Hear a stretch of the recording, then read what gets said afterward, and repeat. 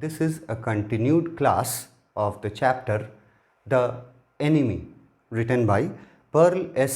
Buck. हम लोग इस चैप्टर का ऑलमोस्ट 95% स्टोरी कवर कर चुके हैं अपने प्रीवियस वीडियोस में. अपना जो इसके पहले का जो वीडियो था इस स्टोरी का, उसमें हम लोगों ने पढ़ा कि डॉक्टर सदाव 3 रातें बगैर सोए गुजारते हैं. तीनों रातें वो इंतज़ार करते रहते हैं जनरल के द्वारा भेजे गए, या जनरल ने जो प्रॉमिस किया था कि मैं अपने प्राइवेट असैसिन्स भेजूंगा, वो असैसिन्स जो काफ़ी कैपेबल हैं, वो असैसिन्स जो इनवर्ड ब्लीडिंग का हुनर जानते हैं, वो बहुत टैलेंटेड हैं, कोई शोर शराबा नहीं करेंगे, कोई हथियार का इस्तेमाल नहीं करेंगे और उसके डेड बॉडी को वहाँ से हटा भी दिया जाएगा. तो डॉक्टर सदाव जो है वो अपने वापस घर आकर के 3 रातों तक वो उनके असैसिन्स के आने का इंतज़ार करता है. तीनों रातें डॉक्टर सदाव पर बहुत भारी पड़ती हैं. वो तीनों रातें सो नहीं पाता और बहुत मेंटल टॉर्चर का शिकार होता है तीनों रातों को. और after the 3rd sleepless night, जब उसका काम नहीं होता, तब सडनली उसका जो माइंड था वो रिफ्यूज़ कर जाता है और भी एक ऐसी रात गुजारने के. मतलब कि अब वो बिल्कुल भी तैयार नहीं था एक भी और स्लीपलेस नाइट्स गुजारने को. तो सडनली वो अपना डिसीज़न चेंज करता है और वो फिर उस अमेरिकन प्रिजनर को अपने घर से अपना बोट दे करके भगाने का प्लान बनाता है. और वो अपना प्लान में सक्सेसफुल भी होता है.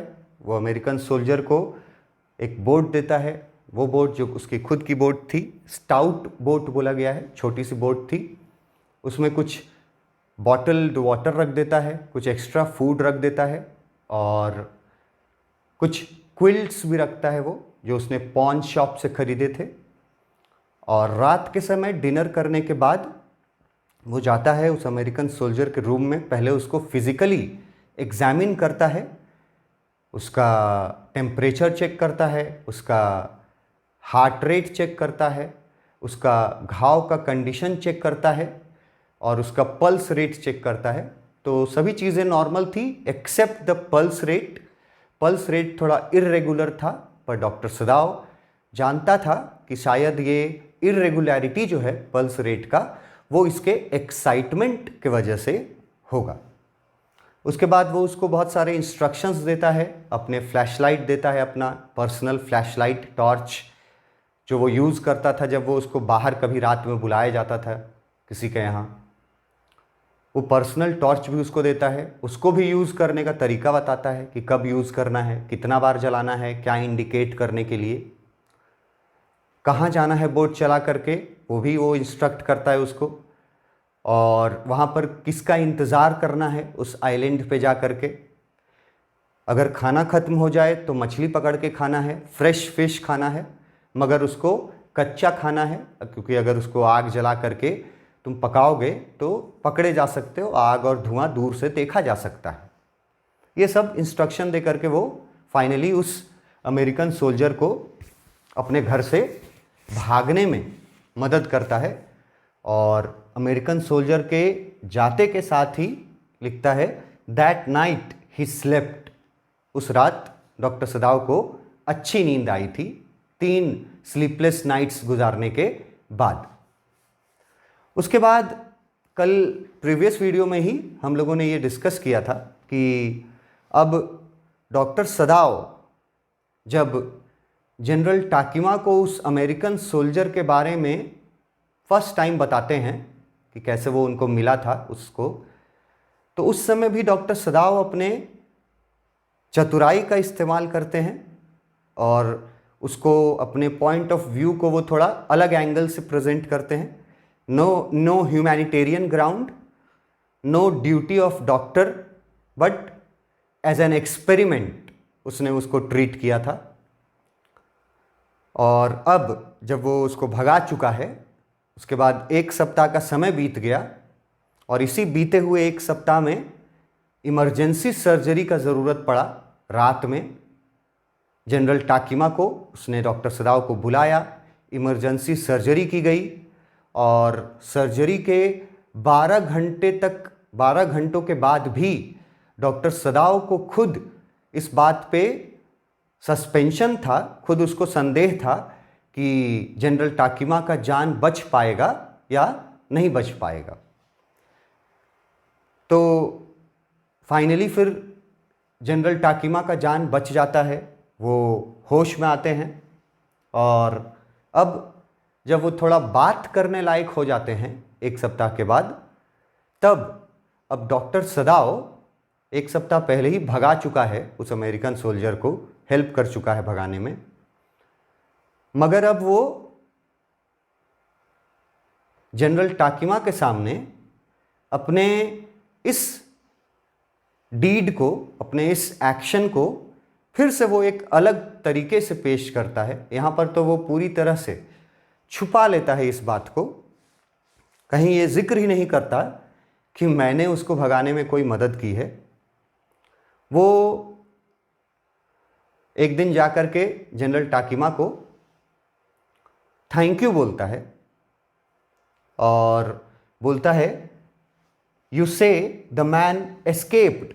और वो जनरल टाकिमा को जाकर के बोलता है कि जनरल टाकिमा, आपका बहुत बहुत धन्यवाद है कि आपने अपने प्राइवेट असैसिन्स को भेज करके मेरे घर में जो एक खतरा था उसको आपने दूर करने में मेरी मदद की, उसके लिए वो उनको थैंक यू बोलता है। मतलब डॉक्टर सदाव जाकर के ये बताता है जनरल टाकिमा को कि since this morning the man was not there, the American man was gone. तो मैंने ये सोचा, डॉक्टर सदाव बताता है कि मैंने तो यही सोचा कि आपने अपने असैसिन्स भेज करके उसका काम तमाम कर दिया जैसा हम लोगों के बीच में प्लानिंग हुआ था, मगर सच्चाई तो ये नहीं था। असैसिन्स तो कभी गए ही नहीं थे 3 रातों तक, और चौथी रात को तो डॉक्टर सदाव खुद उसको भगा दिया था। तो वो इस बात को कैसे हैंडल करता है जनरल टाकिमा के सामने, ये भी बहुत इंटरेस्टिंग है। और ये भी डॉक्टर सदाव के एक टॉप नंबर के डॉक्टर होने के साथ साथ, उसके एक साइंटिस्ट होने के साथ साथ, उसका एक प्रेजेंस ऑफ माइंड भी दिखलाता है कि कैसे वो मैनिपुलेट करता है डॉक्टर सदाव चीज़ों को, कंडीशंस को। फर्स्ट टाइम जब उसको ये पक्का पता रहता है कि जनरल टाकिमा सिर्फ मुझ पे भरोसा करता है और किसी सर्जन से सर्जरी कराएगा ही नहीं, जब उसको ये पता होता है तब वो जा करके जनरल टाकिमा को बता देता है अमेरिकन सोल्जर के बारे में, क्योंकि वो जानता था कि जनरल टाकिमा कुछ भी हो जाए उसको कुछ नहीं होने देगा। और वहाँ वो सक्सेसफुल होता है। जनरल टाकिमा बोलता भी है कि मैं तुमको कुछ नहीं होने दूंगा, क्योंकि अगर तुमको कुछ हो गया और उसके बाद मुझे सर्जरी की आवश्यकता पड़ी तो मैं तो मारा जाऊंगा, इसलिए वो उसको बोलता है। फिर वो अपना प्लान भी बताता है कि मैं अपने प्राइवेट असैसिन्स को भेजूंगा। डॉक्टर सदाव उसमें सहमत भी हो जाते हैं। फिर 3 रातों तक वो वेट भी करते हैं, पर जब वो 3 रात बिताने के बाद जब उनको अनबियरेबल हो जाता है वेट करना, तब वो डिसीज़न चेंज करके उसको भगा देते हैं। लेकिन अब जनरल को वो इसी बात को किसी और एंगल से पेश करते हैं डॉक्टर सदाव, ताकि फिर से वो बच जाए, क्लीन चिट बच जाए। तो वो बोलते हैं सीधा जा करके, वो बोलते हैं कि जनरल टाकिमा को बहुत थैंक यू देते हैं, थैंकफुल होते हैं, ग्रेटफुल होते हैं कि आपने मेरे घर में जो समस्या थी वो उस अमेरिकन सोल्जर का, उससे मुझको आज़ादी दिलवाया, उसके लिए आई एम वेरी ग्रेटफुल। जब वो ये सुनता है जनरल, तो जनरल थोड़ा आश्चर्यचकित हो जाता है और वो बोलता है यू से the man escaped. The general asked faintly. Faintly का मतलब है बहुत कमज़ोर हालत में था वो जनरल उस समय, और वो बहुत कमज़ोर आवाज़ में बोलता है कि क्या बोल रहे हो तुम कि वो अमेरिकन सोल्जर का काम हो गया जो मैंने तुमसे प्रॉमिस किया था। तो ये जनरल का स्टेटमेंट था, वेरी फेंटली वो ये बात बोलते हैं। उसी दौरान ये भी बता दिया गया कि सर्वेंट्स वापस आ चुके थे, कोई कुछ बोल नहीं रहा था। यूमी जो है वो साफ करती है उस रूम को, गेस्ट रूम को, जहां वो अमेरिकन सोल्जर को रखा गया था, और साफ करने के बाद उस रूम में सल्फर जलाती है ताकि उस अमेरिकन सोल्जर, वाइट मैन का स्मेल चला जाए उस रूम से। कोई कुछ नहीं बोलता है, बस जो गार्डनर था उसको थोड़ी चिंता थी अपने एक डेलिकेट प्लांट के बारे में, क्रिसैंथेमम्स उस प्लांट का नाम था। उसके बाद जब जनरल थोड़ा बात करने लायक हो जाता है, तब जा कर के सदाओ उसको ये बात रख देता है कि मेरा काम भी हो गया, जो अमेरिकन सोल्जर था वो अब अपने रूम में नहीं है, इसका मतलब कि आपके असैसिन्स ने अपना काम आकर के सक्सेसफुली कर दिया। ये जाकर के बोलता है डॉक्टर सदाओ को। डॉक्टर सदाओ बोलता है जाकर के जनरल टाकिमा को। तो उसकी बातों को जनरल टाकिमा रिपीट करते हैं, बोलता है यस एक्सीलेंसी ही एस्केप्ड। डॉक्टर सदाओ बोलता है कि हाँ, वो तो अब अपने रूम में नहीं है। तो मैंने सोचा कि आपने जो वादा किया था कि अपने असैसिन्स को भेजूंगा, शायद वो असैसिन्स आ करके उसका काम तमाम कर दिए। ही cuffed, signifying that he had not said all he might have said but was unwilling to disturb the general further. Doctor सदाव थोड़ा खांसते हैं ये बोलने के बाद, और वो ये बताना चाहते हैं खांस करके कि वो कुछ और भी बोलना चाहते हैं, पर जनरल की हालत देख करके वो उसको और डिस्टर्ब करना नहीं चाहते। तो बस इतना ही बोलते हैं कि yes excellency he escaped. But the old man opened his eyes suddenly. General जो था, जनरल टाकिमा, वो अचानक से अपनी आंखें खोलता है और बोलता है that prisoner, he said with some energy, और थोड़ा एनर्जेटिक होकर के बोलता है कि वो कैदी, yes did I not promise you I would kill him for you. तो जनरल टाकिमा बोलते हैं कि सदाओ, क्या मैंने तुमसे ये प्रॉमिस नहीं किया था कि मैं उसको मरवा दूंगा अपने प्राइवेट असैसिन्स से? You did excellency, सदाव said. सदाव बोलता है कि हाँ महाराज, आपने ये प्रॉमिस किया था और आपने अपना प्रॉमिस पूरा भी कर दिया। मेरे रूम में अब वो अमेरिकन सोल्जर नहीं है, तो हमको तो यही लग रहा कि आपके असैसिन्स आए होंगे और उस अमेरिकन सोल्जर को मार करके उसका डेड बॉडी भी गायब कर दिए होंगे। सदाव said, well, the old man said in a tone of amazement. Amazement मतलब होता है सरप्राइजिंग टोन। वो जो जनरल था वो काफ़ी सरप्राइजिंग टोन में बोलता है कि रुको रुको, सो आई डिड, बोलता है कि मैंने तुमसे प्रॉमिस किया था, but you see I was suffering a good deal.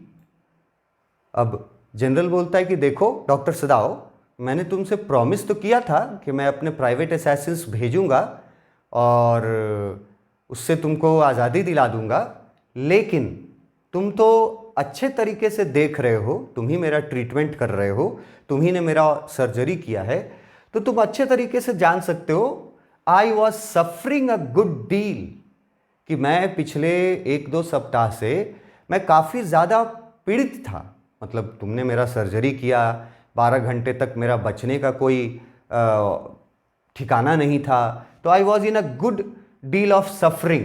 The truth is that is I thought of nothing. अब यहाँ जनरल टाकिमा डॉक्टर सदाव को अपना एक मिस्टेक, अपना एक गलती के बारे में बताते हैं। जनरल टाकिमा बोलते हैं कि मेरा तबीयत इतना खराब था जिस वजह से, बोलते हैं द ट्रूथ इज, सच्चाई ये है, आई थॉट ऑफ नथिंग, कि इतनी बुरी हालत थी मेरी कि मैं अपने तबीयत के अलावा और किसी भी बात को सोच ही नहीं पा रहा था। बट माई सेल्फ, सिर्फ मैं खुद के बारे में सोच पा रहा था इन दिनों और किसी के बारे में नहीं सोच पा रहा था। इन शॉर्ट, और वो फिर बोलते हैं in short I forgot my promise to you.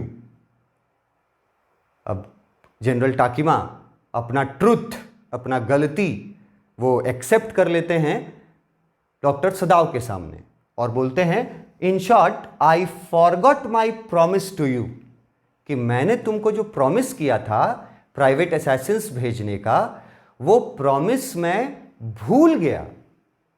Promise मैंने किया था ऑफ कोर्स, बट मेरी हालत इतनी खराब हो गई उस दिन के बाद से, और इसके गवाह तो तुम खुद हो सदाव कि मेरी हालत कैसी थी। मैं खुद के अलावा किसी और चीज़ के बारे में सोच ही नहीं सक रहा था, और इसी वजह से मैं अपना प्रॉमिस जो मैंने किया था, मैं उस प्रॉमिस को भूल गया कुछ दिनों के लिए, कुछ देर के लिए। I wondered your excellency, Sadao murmured. Sadao जो है वो धीरे से बोलता है कि योर एक्सीलेंसी आई वंडर्ड, बोलता है मुझे बहुत आश्चर्य हो रहा है ये जान करके कि आप अपना प्रॉमिस भूल गए। It was certainly very careless of me, the general said. General जो है वो बोलता है कि हाँ डॉक्टर सदाव, देखो अगर इसको इस तरह से देखा जाए तो ये तो बहुत केयरलेसनेस का बात हुआ, ये मेरे केयरलेसनेस के वजह से हुआ, क्योंकि मैंने तुमको प्रॉमिस किया था असैसिन्स भेजने का और फिर मैं ही अपना प्रॉमिस भूल गया, तो ये मेरा केयरलेसनेस बोल सकते हो तुम। But you understand it was not lack of patriotism. अब जनरल जो है वो बैकफुट पे आ जाता है और सदाव फ्रंट फुट पे चला जाता है। सदाव अपने कहानी को इस तरह से पेश करता है जनरल के सामने कि वो जनरल को ये एहसास दिला देता है कि इट इज योर फॉल्ट। वो जनरल को एहसास दिला देता है कि आपने ही मुझसे कहा था कि तुम उस रूम के, अमेरिकन सोल्जर के रूम के गार्डन के तरफ वाला दरवाजा खुला रहने देना अंदर से, ताकि मेरे असैसिन्स आ सकें। अब मैंने आपके कहे अनुसार उस गार्डन का दरवाजा खुला रखा। अब आपने ये भी नहीं बताया था कि असैसिन्स कब आएंगे, तो 1 दिन 2 दिन 4 दिन 5 दिन, हर दिन मुझे लगता था कि आज ही वो दिन है जब असैसिन्स आएंगे। और एक दिन जब मैं उठा सुबह और मैंने जा कर के देखा तो वो अमेरिकन अपने रूम में नहीं था।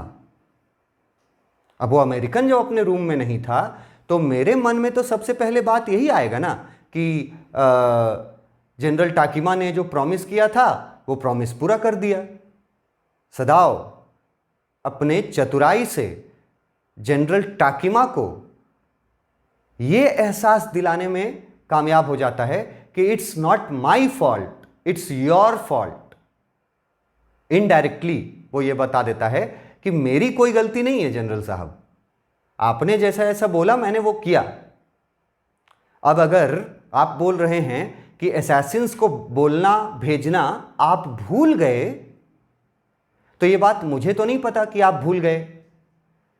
अब उस खुले दरवाजे का फायदा उठा करके हो सकता है कि वो अमेरिकन भाग गया हो, ही हैज एस्केप्ड। अगर आपने नहीं भेजा है असैसिन्स, दैट मीन्स कि वो भाग गया। लेकिन इसमें मेरी कहाँ गलती है? गलती तो आपकी है, क्योंकि आप ही बोल रहे हैं आई फॉरगॉट माई प्रॉमिस, मैंने तुमसे जो वादा किया था वो वादा मैं भूल गया। ये आप ही बोल रहे हैं, तो गलती मेरी तो नहीं है, गलती आपकी है। और जनरल जो है वो सचमुच में बैकफुट पे आ जाता है और बोलता है कि देखो ये मेरा केयरलेसनेस जरूर है, मगर you understand it was not lack of patriotism, देशभक्ति, पैट्रियटिज्म। जनरल बोलता है कि देखो सदाव, ये मेरा केयरलेसनेस जरूर है, लेकिन इससे कहीं भी मेरे देशभक्ति पर कोई सवाल नहीं उठा सकता। कोई ये नहीं कह सकता कि मेरी देशभक्ति में कोई कमी आ गई है। हाँ, ये ज़रूर बोल सकते हो कि मेरी तबीयत खराब होने के वजह से मैंने जो तुमसे प्रॉमिस किया था वो प्रॉमिस मैं भूल गया पूरा करना। लेकिन इससे तुम ये मत सोचना कि मेरे देशभक्ति में कोई कमी आ गई हो, एंड और डेरिलिक्शन ऑफ ड्यूटीज या फिर मैं अपने कर्तव्य को पूरा करने में पीछे रह गया हूं, मैं अपने कर्तव्य को पूरा करने में पीछे रह गया हूं। ऐसा भी कोई बात नहीं है। ये बातें, ये दो बातें वो चाहता है कि ये दो बातें लोग ना समझें, सदाव भी ना समझे। चाहता है कि एक तो सदाव ये ना समझे कि देशभक्ति का कमी आ गया था जनरल में, या सदाव ये भी ना समझे कि अपने कर्तव्यों को पूरा करने से पीछे हट गए जनरल टाकीमा बोलते हैं ये दोनों बातों को बिल्कुल भी मत समझना। He looked anxiously at his doctor, और अगर ये बोल करके जनरल टाकीमा बहुत क्यूरियोसिटी से, बहुत उत्सुकता से, एंक्सियसली वर्ड यूज किया है, उत्सुकता से वो देखते हैं डॉक्टर को, डॉक्टर सदाव को। If the matter should come out you would understand that, wouldn't you. अब देखो यहां से बाजी पलट गई। अब जनरल टाकीमा अपनी गलती एक्सेप्ट करता है और बोलता है कि देखो, अगर ये मामला, इफ द मैटर, अगर ये मामला शुड कम आउट, अगर ये मामला बाहर आ गया, मतलब ये अभी तक तुमको पता है, हमको पता है कि ऐसा ऐसा प्रॉमिस मैंने किया था, और तुमको पता है कि मैंने प्रॉमिस पूरा नहीं किया, मैं भूल गया अपने बीमारी के वजह से। ऐसा नहीं है कि मैं देशभक्त नहीं हूं, ऐसा नहीं है कि मैं अपने कर्तव्यों से मुंह मोड़ रहा हूं, बस बीमारी के वजह से मैं ये अपना एक प्रॉमिस जो था वो भूल गया।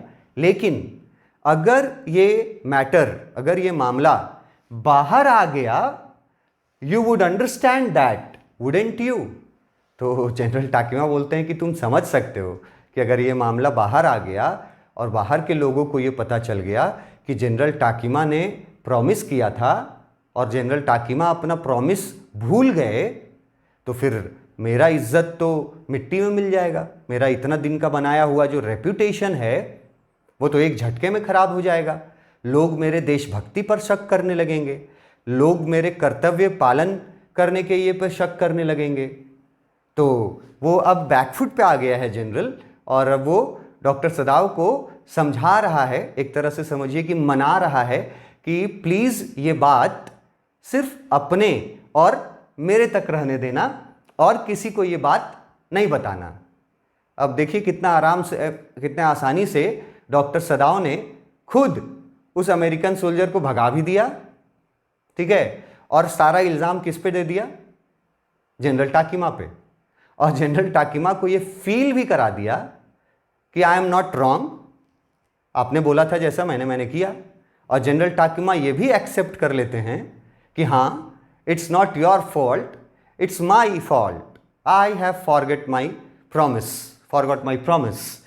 तो कितनी आसानी से डॉक्टर सदाव जो हैं वो अपने आप को यहां भी बचा लेते हैं, भगा भी लिए हैं और उसके बाद बचा भी लिए अपने आप को। और सारा इल्ज़ाम किस पे चला गया? जनरल टाकीमा पे। और जनरल टाकीमा अब जो है वो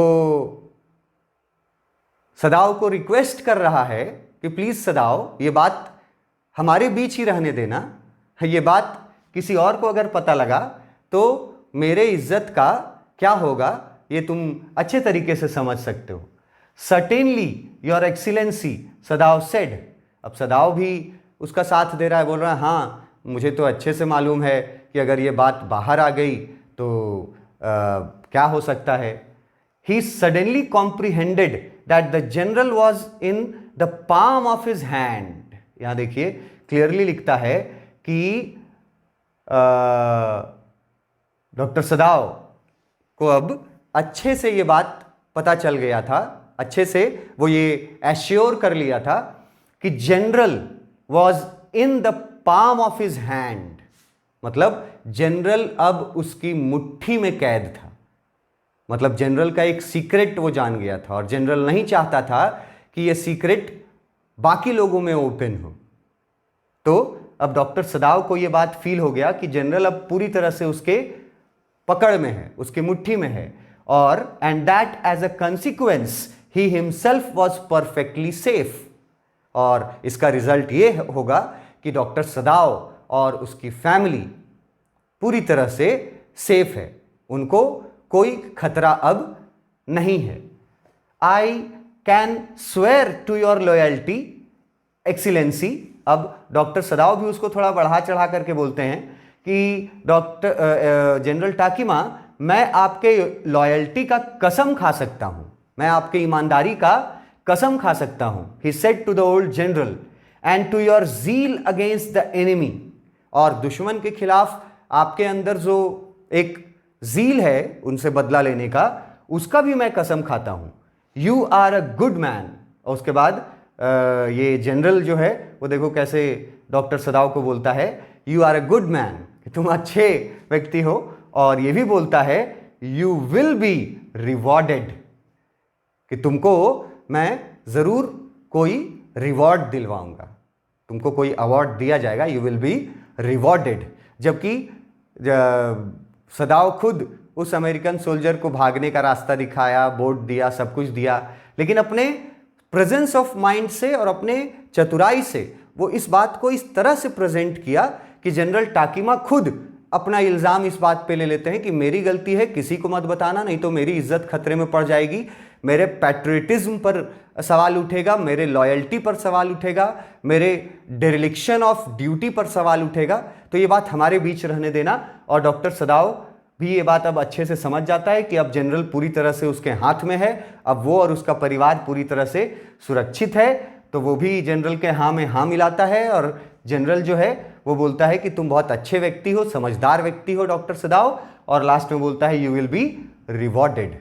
इस तरह से डॉक्टर सदाव एक बार फिर से अपने चतुराई का इस्तेमाल करके और खुद को और अपने परिवार को उस मुसीबत से बचा लेता है। आगे अब ये स्टोरी एंड होने वाला है, देखते हैं लास्ट में क्या होता है स्टोरी में। Thank you. कितना हुआ? Welcome to Bind EduTech, and in this video we will be discussing the last scene, the last portion of the chapter, The Enemy. In the previous videos we have discussed that Dr. Sadav manipulates the condition, both the condition of General Takima and the condition around himself। वो बहुत आसानी से उस American soldier को भगा भी देते हैं, भागने में मदद भी करते हैं। हालांकि एक बात डॉक्टर सदाव ने बोला था जब उस सोल्जर ने बताया कि आप मेरी जान दोबारा बचा रहे हैं, इसके लिए बहुत बहुत धन्यवाद। तो डॉक्टर सदाव बोलते हैं नो नॉट एट ऑल, मैं तुम्हारी जान बिल्कुल बचाने की परवाह नहीं करता, मैं सिर्फ अपने घर से, जो मेरे घर के लिए जो खतरा है जो कि तुम हो, उसको मैं अपने घर से दूर करना चाहता हूँ। मैं तुम्हारी जान बचाने में बिल्कुल इंटरेस्ट नहीं रखता। तो उसके बाद वो जा कर के जनरल को बता देते हैं, एक अलग, फिर से एक अलग कहानी बना देते हैं डॉक्टर सदाव, और उल्टा जनरल को ही अफसोस दिला देते हैं कि आपसे अपना प्रॉमिस, बोला हुआ प्रॉमिस पूरा नहीं हुआ। जनरल बहुत शर्मिंदा होता है और जनरल जो है वो बैकफुट पे आ जाता है। जनरल बोलता है कि ये बात बाहर किसी को नहीं पता चलनी चाहिए, और वो बोलता है, तो सदाव भी समझ जाता है कि अब जनरल जो है वो उसके हाथ में है, मुट्ठी में है, और अब वो बिल्कुल सेफ है। और फिर जनरल जो है आखिरी में ये भी बोलता है यू विल बी रिवॉर्डेड, तुमको हम जापानीज़ गवर्नमेंट की तरफ से अवार्ड दिलाएंगे। अब यहाँ से भी डॉक्टर सदाव निकल गया, भगा भी लिया उसको, जनरल को बचा भी लिया, और अपने और अपने परिवार के ऊपर कोई खतरा भी नहीं आने दिया। But Sadao, searching the spot of black in the twilighted sea that night had his reward. ये जो रिवॉर्ड का बात किया है जनरल ने कि मैं तुमको रिवॉर्ड दिलवाऊंगा, तो उस रिवॉर्ड से रिलेटेड ये पैराग्राफ में बताता है कि डॉक्टर सदाव को उसका रिवॉर्ड उसी दिन मिल गया जिस दिन वो समुद्र के उस आइलैंड के तरफ से फ्लैश लाइट का इंतज़ार कर रहा था कि अगर वो वहाँ होगा और खाना फिनिश हो गया होगा तो 2 बार फ्लैश लाइट जलाएगा, अगर वो होगा और सब कुछ ठीक होगा, खाना भी प्रेजेंट होगा पर बोट अभी नहीं मिला होगा, तो 1 बार फ्लैश लाइट जलाएगा। अब इस यहाँ पे बताया गया है कि डॉक्टर सदाव जब उस नाइट, उस शाम को जब वो समुद्र की तरफ से उस फ्लैशलाइट का वेट कर रहा था, तो there was no prick of light in the dusk, no one was on the island। उधर से कोई भी लाइट, फ्लैश लाइट 1 बार या 2 बार किसी भी तरह से कोई फ्लैश लाइट नहीं जला। और फ्लैश लाइट नहीं जलने का मतलब था no one was on the island, मतलब कि उस अमेरिकन सोल्जर को जिस कोरियन फिशिंग बोट के बारे में बताया था वो बोट उसको मिल गया होगा और वो उस बोट पर सवार होकर के वहाँ से निकल गया। तभी वो किसी तरह का कोई सिग्नल नहीं दे पाया, न 1 बार का सिग्नल दिया, न 2 बार का सिग्नल दिया। There was no signal at all. और यही जो था वो उस डॉक्टर के लिए रिवॉर्ड था, हैड हिज रिवॉर्ड। वो रिवॉर्ड जो जनरल उसको दिलाने की बात कर रहा था, डॉक्टर को उस रिवॉर्ड की ज़्यादा चिंता नहीं थी।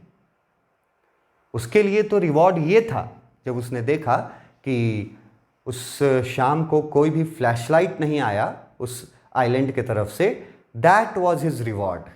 मतलब द मैन हैज़ गॉन, वो जो अमेरिकन था वो जा चुका है successfully. She has escaped, he had escaped. ये उसके लिए सच्चा रिवॉर्ड था, यही रिवॉर्ड डॉक्टर सदाव चाह रहा था। The prisoner was gone safe doubtless, for he had warned him not to wait only for a Korean fishing boat. वो प्रिजनर वहाँ से जा चुका था सुरक्षित और डाउटलेस, मतलब बिना किसी डाउट के, क्योंकि डॉक्टर सदाव ने उसको अच्छे से ये बात बता दिया था कि वहाँ तुमको कोरियन फिशिंग बोट मिलेगा, उसी कोरियन फिशिंग बोट पे तुमको निकल जाना है वहाँ से। तो वो कोरियन फिशिंग बोट से निकल गया और सक्सेसफुली निकल गया, सेफली निकल गया। डॉक्टर सदाव का जो कर्तव्य था, जो वो चाहते थे, वो पूरा हुआ और यही उनके लिए सबसे बड़ा रिवॉर्ड था। He stood for a moment on the veranda, gazing out to the sea। वो शाम को नेक्स्ट इवनिंग शायद वो अपने बरामदा में खड़ा थे, जहाँ से वो देख रहे थे समुद्र की तरफ, gazing out to the sea. Sadao अपने वेरांडा में खड़े थे घर पे और वो देख रहे थे समुद्र की तरफ। फ्रॉम वेयर, वेंस लिखा है, from where the young man had come that other night. और वो याद कर रहे थे कि इसी जगह से वो अमेरिकन सोल्जर जो है वो इसी जगह से एक रात को आया था। And into his mind although without reason there came other white faces he had known. और जब वो उस अमेरिकन को याद करता है तो सडनली फिर ना चाहते हुए भी वो और कुछ लोगों की याद आ जाती है उसको। उन लोगों की याद आती है जो लोग जिन लोगों से वो मिला था,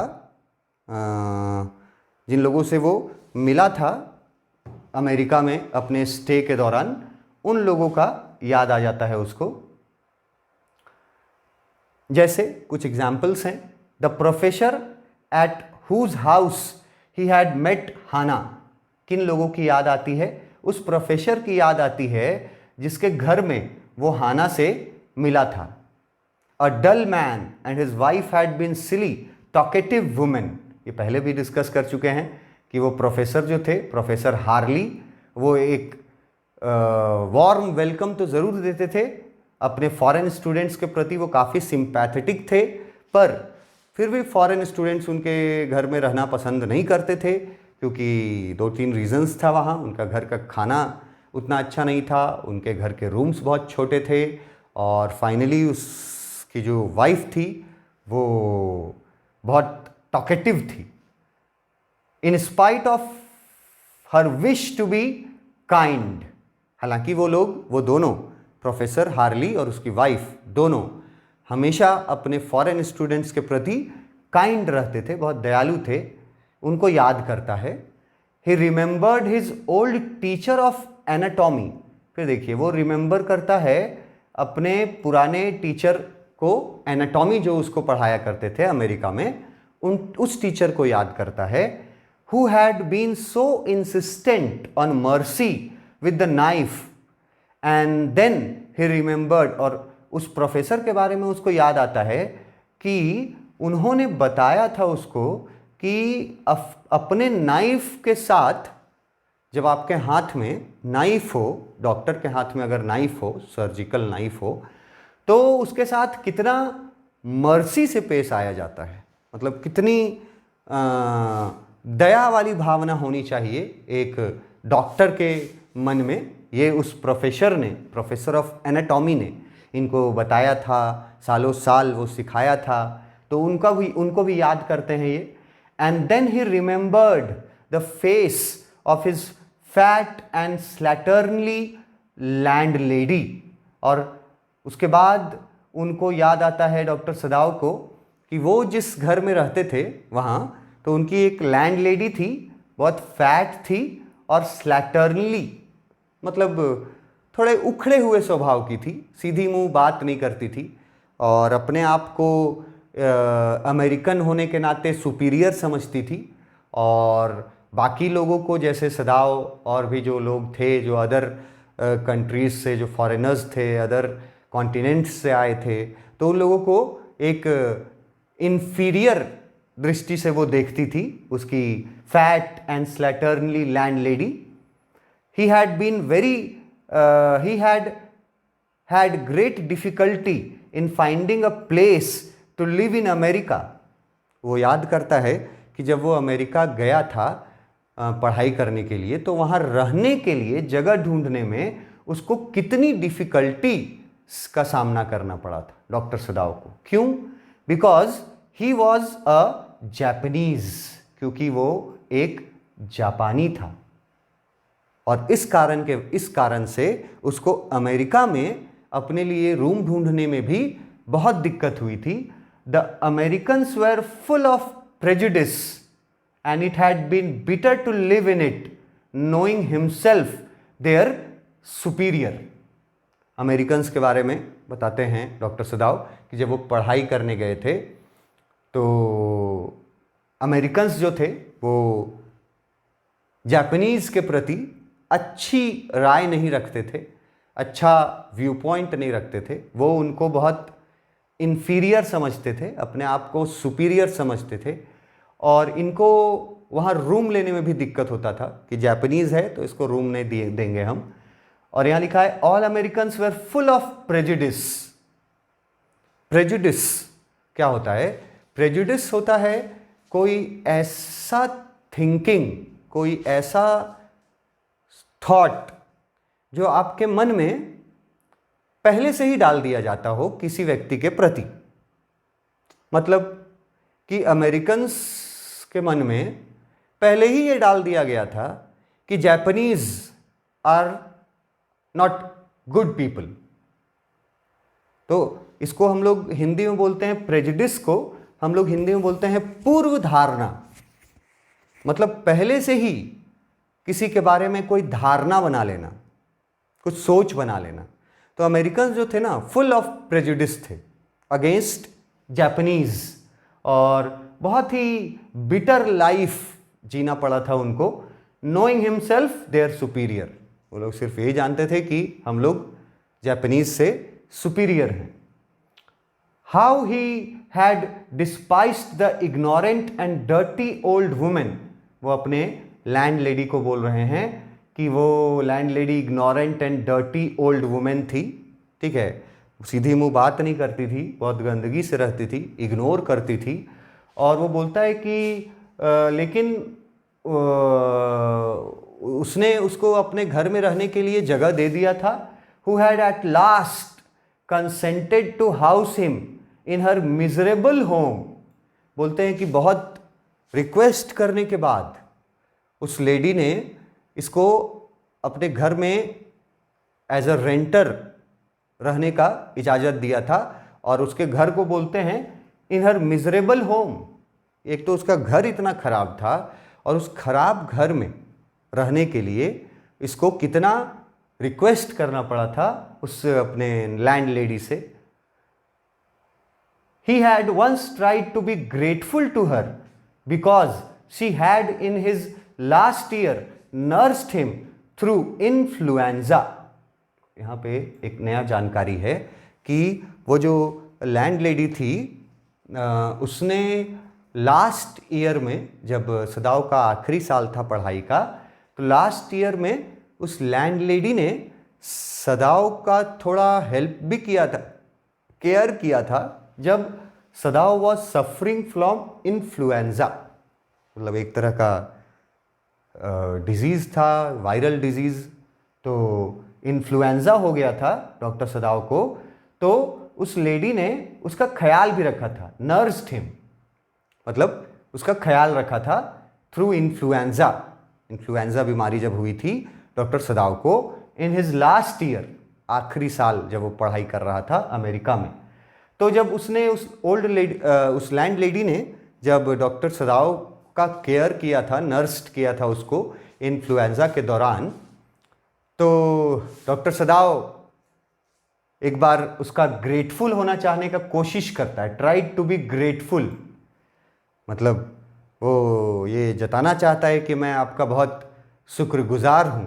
ही ट्राइड टू बी ग्रेटफुल, मगर but it was difficult for she has no less repulsive to him in her kindness।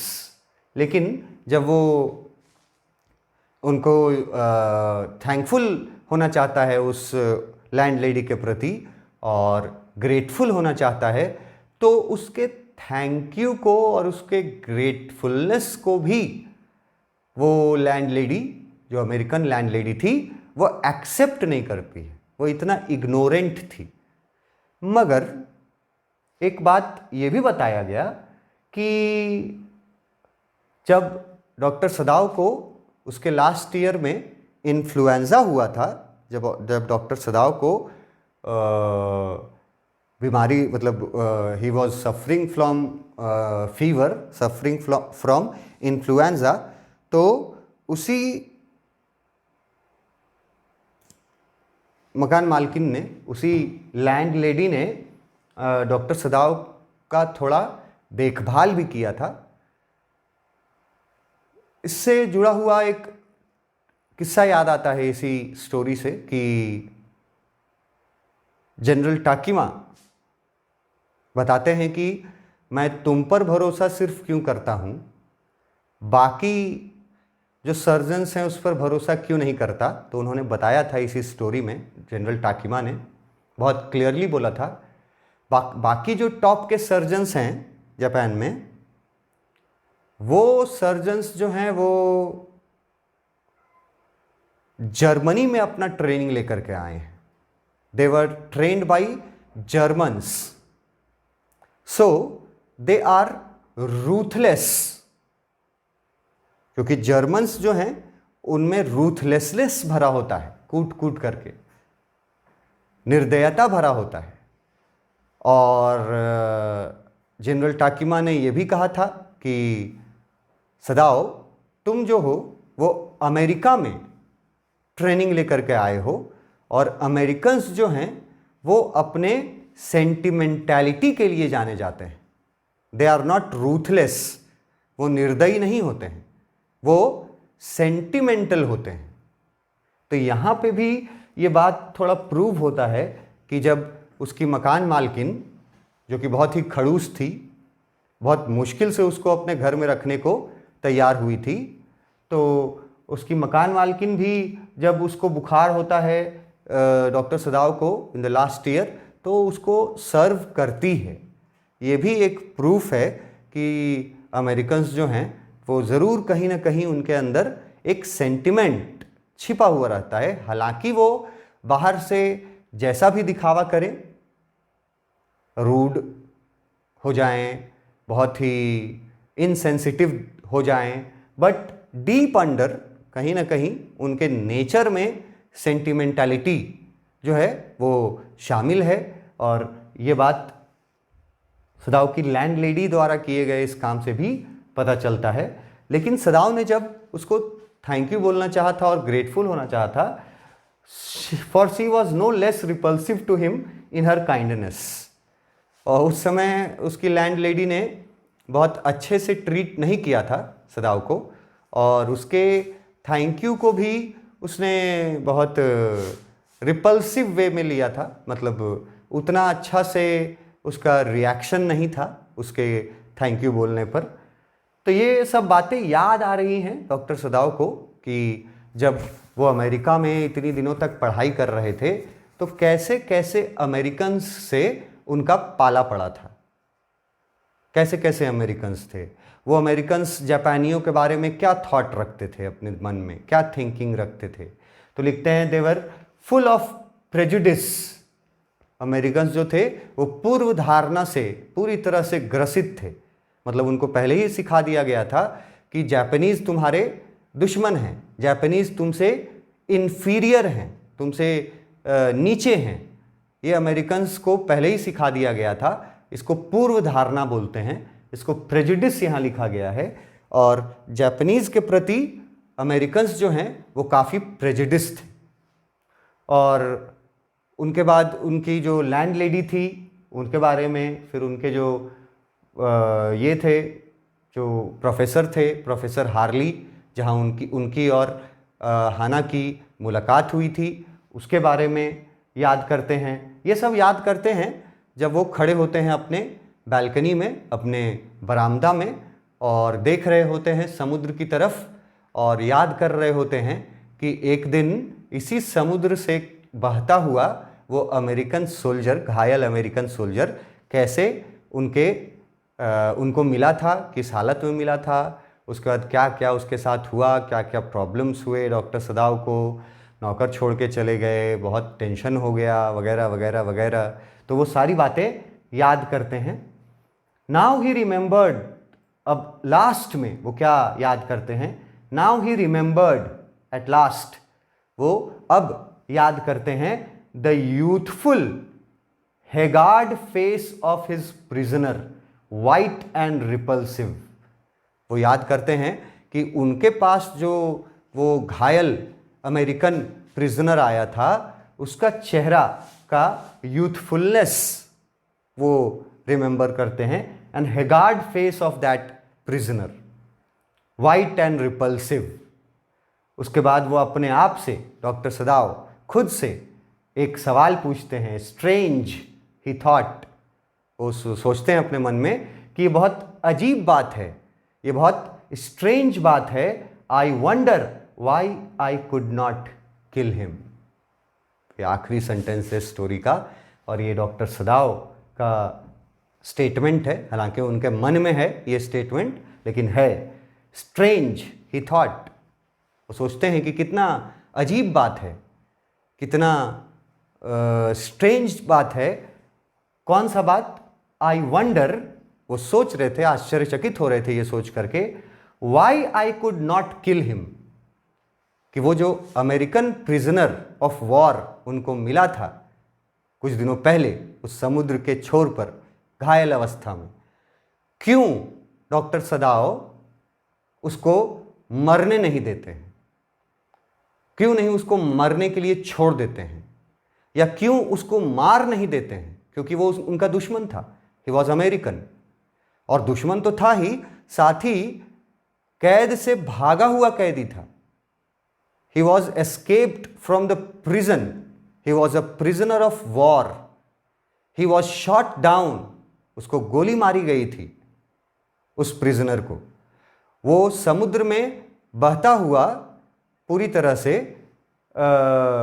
घायल अवस्था में वो पहुंचा था यहाँ, और उसके बारे में वो लास्ट में यही सोचते हैं कि पता नहीं ऐसा कौन सा अजीब चीज़ था जिसके वजह से मैं उस अमेरिकन सोल्जर को न तो मैंने मरने दिया और न ही मैं उसको मार पाया। और इस थिंकिंग के साथ ये स्टोरी जो है वो समाप्त होती है। Thank you.